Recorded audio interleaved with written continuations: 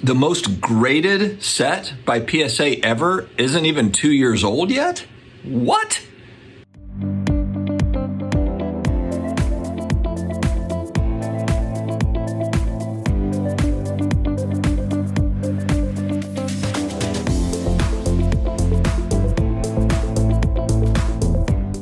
Hello to all my sports card collector, investor, all of my collectibles friends out there. How the heck is everybody doing? It's a beautiful day in the neighborhood, and we are talking about PSA grading. PSA graded sets, the highest PSA graded sets ever. If you are new here, please hit that subscribe button. If you like what you hear, the like button, and a little tappity tap on the notification bell or a karate chop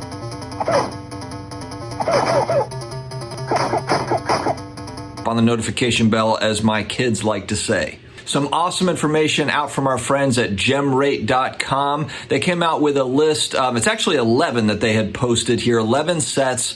And I've got some thoughts about it. I've got some thoughts about the 11 sets, the most graded sets of all time by PSA. And number one, for some people it won't shock them, but it did for me. Number one on the list is 2019 Prism Basketball.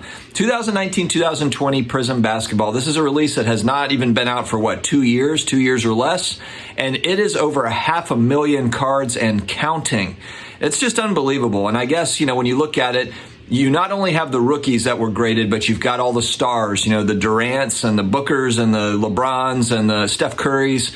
People were grading all of those cards. And you also have the insert cards in those sets. You've got all the different parallels. So that was just a set, I think, when it came out, everybody was just grading everything. So I guess it's not a huge shock, but I think what's shocking about it is that in such a short amount of time, they have hit 500,000, which is a record for PSA. It's a record number of 500 plus thousand cards for any set. And I'm sure that record is not going to stand the test of time. I'm sure there will be other sets that challenge that. So that's number one on the list. Number two is 1999 Pokemon.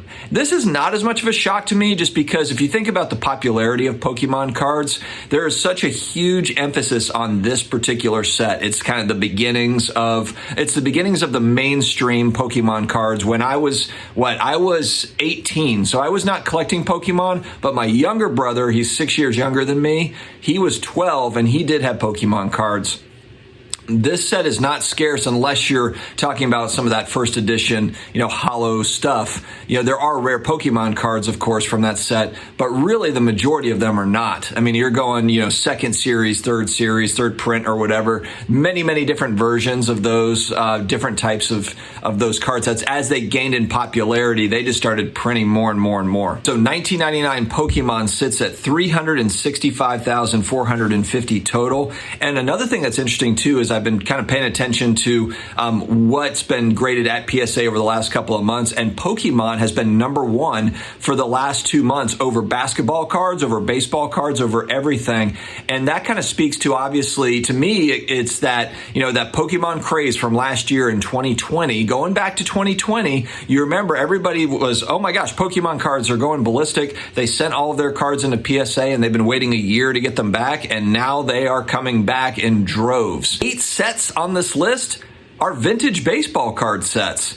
1961 Topps Baseball, 341,233 cards graded. 1959 Topps Baseball, 339,056. 56 Topps is at 330,182. 68 Topps, 316,641. 71 Topps, 313,111.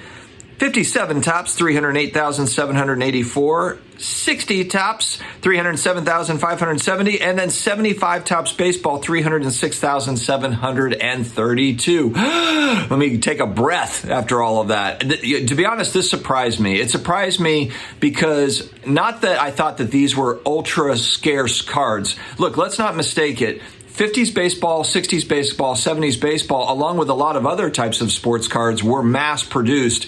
And this is why you see a lot of the high grade stuff from these sets just going for exorbitant prices, because it is scarce on the higher side of those grades. On the high side of those grades, it gets expensive because it does get scarce. I have to assume too that a lot of this is set completionists. So set registry folks that are grading every single card in the set, so even the commons there that are being graded, I think that has got to be what boosts these numbers for a lot of these vintage baseball card sets, because the reality is that, yes, it's not that there's, 10 Hank Aaron rookie cards graded or whatever. There are many of them, but there's not 100,000 Hank Aaron rookie cards graded. I think that a lot of it has to do, I'm guessing here, and so you can throw this into the comments, all you baseball card folks. I assume that this has to do with the set registry and people completing sets, and it's boosting those numbers. You have a lot of set collectors over time grading cards. And number 11 on the list is good old 86 Fleer basketball at 303,302. And I used to think that this was a high number for 86 Fleer basketball. I was thinking, man, and 86 Fleer basketball was available. One of my good hobby friends, Flippin' Steve, used to talk about, he used to buy it at the grocery store or at the gas station. He used to buy 86 Fleer packs like they were available. They were there. And so, it's not a scarce set of cards, just iconic with all the rookie cards. And of course, you've got 61 Fleer basketball, and then they didn't make another set until 86 Fleer. So you've got that, 25-year gap between 61 Fleer basketball and 86 Fleer basketball. And so again, kind of like with Pokemon, you just have a huge emphasis. There's just a huge emphasis on one particular set. That 99 Pokemon game set that's an important one. Just like with 86 Fleer, it's concentrated into one set. And of course, the Michael Jordan rookie card just drives it. It drives it. It's an iconic card. It's not a massively scarce card, but that doesn't matter. It's the player, and it's just the legend around that particular player and that particular set. The number of Hall of Famers, Hall of Fame rookie cards in that set is insane. So what's missing from this list? A football card set, a soccer card set, a hockey card set.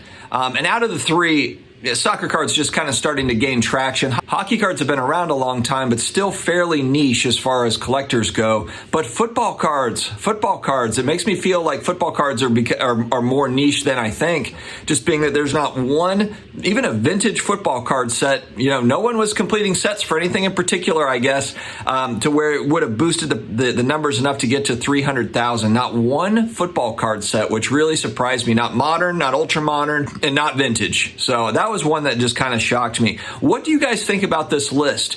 Is this telling you anything? Are there any things that we can take away? Any things? Are there any sorts of things that we can take away from this that maybe helps us in our buying behavior moving forward?